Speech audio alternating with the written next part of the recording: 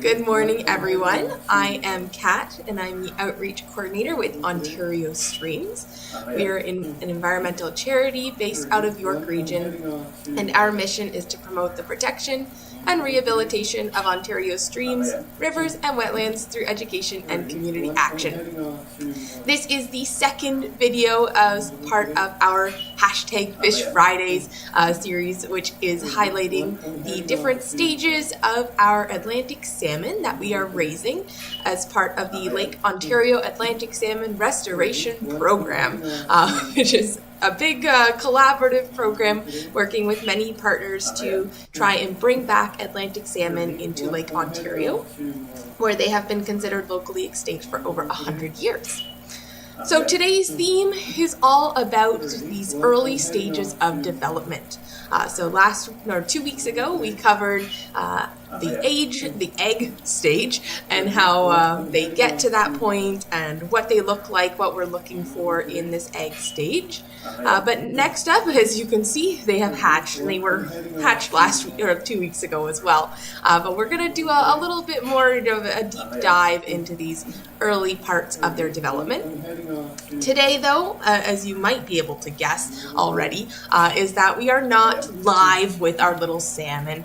They have not called in to join us today, and that is because we have some really cool pre-recorded footage to share. Unfortunately, with YouTube and the way that we can get live footage, we can't use our very cool macro lens. So it's a little blurry, and right now we really want to highlight these key points in their development. So you'll have to bear with us. Maybe next week they'll be back. I think next week or 2 weeks from now they'll be back, and we can see them live and see how they're developing.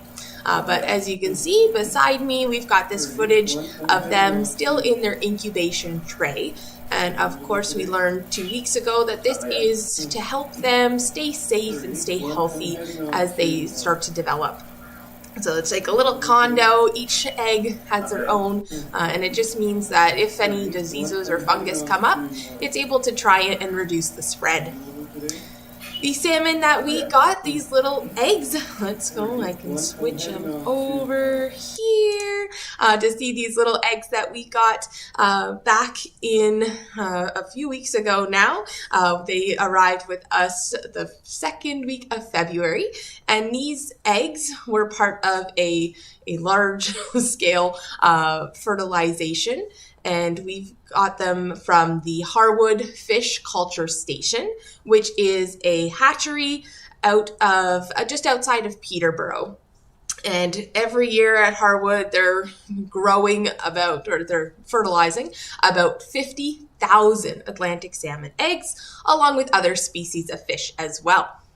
So that's where we got our little eggs in Ontario streams. We've got 10,000 that we put right into the river to incubate in our streams. And then we also got a pretty large handful that we are raising here in our small scale hatchery. So we learned 2 weeks ago about the eyed egg stage of development. So when we look at this photo, we've got a collection of a bunch of our different eggs, and you can really see those black dots, which are their eyes starting to develop. But then what's next, right? They've got to keep growing, and then that's when we see them start to hatch. And in this video here, we can really see their eggshell that's fallen off now, and we've got this teeny tiny little guy who's unfurled and ready to start seeing the world a little bit here. So what happens to that shell, right? When we think of a chicken, we've got that very hard egg shell, which we can crack and make our breakfast. With a fish, they just, again, it's softer, of course. It is not really a hard membrane. It's very soft. And so it can pretty easily slide off. And then that will just dissolve and it will become protein. So sometimes in our hatcheries, we see a lot of foam, and maybe even out in our rivers if we're walking around just after hatching season, we might see a lot of foaminess on the top of the water, and that's just natural. That comes from the proteins after hatching these eggs. It's the same sort of thing when we think about like a can of beans, and it's a little foamy on our can of beans if we shake them up. It's again just that protein that's in the water. So we know approximately how long we've had these eggs growing. The date of fertilization for our batch of Atlantic salmon eggs was November 24th. And we've got to think now, we can actually calculate how long it will take to hatch. So I have a very fun Excel spreadsheet that I will share with you here, and it will just show us how we can actually calculate and do some big numbers here on how to guess, or it's really more than a guess at this point because we are using science and data, and we can see just how long it will take for these eggs to develop and get to different stages of their lives. So in this chart here, we can see basically when it comes to salmon development, it's all about temperature, which is just the temperature that the eggs are in. So basically, we need to get a certain number of degree days, which is a calculation of the degrees Celsius per day, to get an idea of when these salmon eggs will hatch. So if we see up at the top highlighted in yellow, it's at about 245 degrees since they were fertilized is how we get an idea for when about the majority of the eggs will have developed eyes. Below that in the green, we're seeing that it will take just over 500 degrees of temperature for these eggs to hatch. When we think about it in terms of humans or mammals, we know that a human generally is growing a baby, a fetus, for about 270 days. And science is still really trying to get down to exactly where that number comes from. And it seems like these days we're leaning more towards the amount of energy it needs to create a baby that's ready to see the world. And then it's kind of the same here for our salmon, right? When we think about temperature, about heat, that's just another kind of energy. So these little eggs, they need a certain amount of energy before they can hatch and before they are ready to see the world. So as we've got in this chart here, we can see we've got 3 dates along the heading, and that is, we're really looking in on that November 24th. The numbers are in bold, but we can see that we've got some that were fertilized a week ahead and a week behind. And when we do these calculations, we can really see that everything ends up being a week delayed. And again, that shows us that those temperature days really are a good way of estimating where we're at. So at the hatchery, the eggs were kept pretty chilly. We're seeing about 6 to 7-ish degrees Celsius being held in there. Now we've got some yellow, and we see even on our middle ones, we're seeing again at that 50% of them get their eyed eggs around that 37-day mark, being held between 6 to 7 degrees Celsius. So that was New Year's Eve that they, about half of them ended up with their eyes. And then the rest of them out of that other 50% will take it within a couple of days. And that's just a general range there. But if we keep scrolling, we can see February 10th is when we received these eggs. And we can read that this was about 78 days since fertilization. And at this point, we started holding them at 8 degrees Celsius. That's a little bit warmer than they were at the hatchery, still within a very comfortable normal range for these little eggs. When we got them, we're sitting at about 484.6 degrees. So still just a little bit off from actually hatching. And that's a good point to receive these eggs. We don't really want to transport them when we get too much closer to hatching. They're a little more stable when we've got them as that egg form rather than in between. Then we continue to scroll, and we can see that down here today, let's see, we've got 716.6 degrees behind them, and we're still looking for about 800 degrees for them to become a little more active. That's when about 50% of them will start to swim up and explore.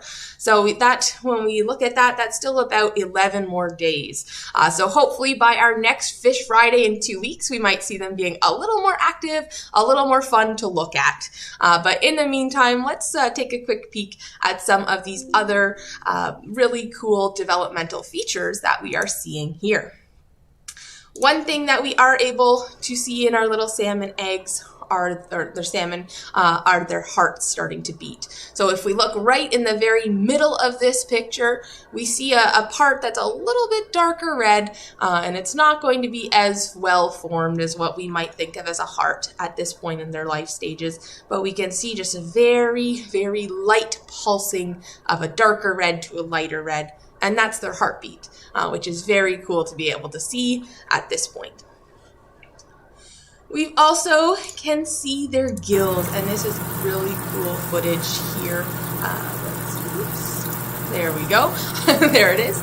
We can see their gills start to go, and those are, of course, how they get their oxygen levels. So they've got to keep that water moving since they're not really all that active at this point, though here they are moving around. But they need to keep that movement of their own body to get the oxygen, the fresh oxygen, onto their gills. So it's very cool at this point, and of course, as they continue to grow, those gills will keep growing too. We can also see them all in a little cuddle puddle here, again breathing. You can see the gills. In this photo, we can really start to see some of the pigment, some of the coloration coming up on them, as well as their eyes are really starting to come in here and look a lot more like a fish eye than those little black dots that we saw back in their eggs. And let's see, this morning we actually took them out of their little condo as they are getting a little bit more active and fussy. That shows that they're really ready to go and start to explore the rest of the tank. So here we've got a video of them in a little container, and then you can see some of them starting to hop out of the container and find their way down into the gravel. From this point on, they are not going to be too exciting. Like I said, it'll be probably another 2 weeks before we really start to see them do anything exciting, because this is part of their natural instinct here. They are going to want to hide in the gravel, avoid predators, and just stay safe for this first little chunk of their life when they're so vulnerable. So this is a good sign that they are hopping out of this container and then going to go right into the gravel and hide while they continue to grow and continue to absorb all of those nutrients in their yolk sac. So hopefully we've learned something new today about our little Atlantic salmon friends, and hopefully you'll join us in 2 weeks when we will start to talk a little bit more about the alvin stage, as well as learn more about World Water Day, which will be coming in 2 weeks. So we'll talk a little bit about water and a little bit about our little salmon friends.